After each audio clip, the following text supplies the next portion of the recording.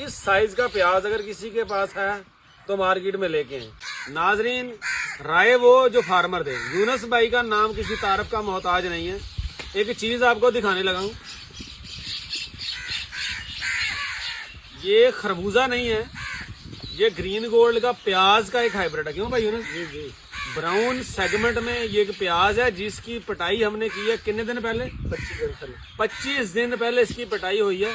और 25 दिन पहले अगर पटाई हुई है तो डेफिनेटली इसका सूखने की वजह से कुछ ना कुछ वजन तो कम हुआ होगा। अभी आपके सामने ये डिजिटल वेट बैलेंस कंडा पड़ा हुआ है, कंडे का वजन करने लगा हूं इस प्याज का, देखिएगा जरा।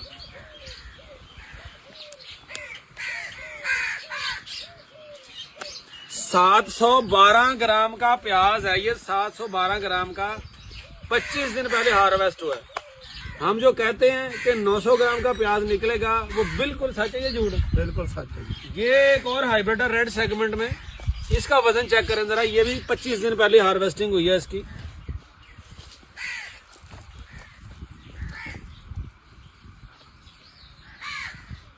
$742 ग्राम, 712 ग्राम और 742 ग्राम। ग्रीन गोल्ड का चैलेंज है कि इस साइज का प्याज अगर किसी के पास है तो मार्केट में लेके आए। इसीलिए हम हमेशा कहते हैं green gold is the dream gold.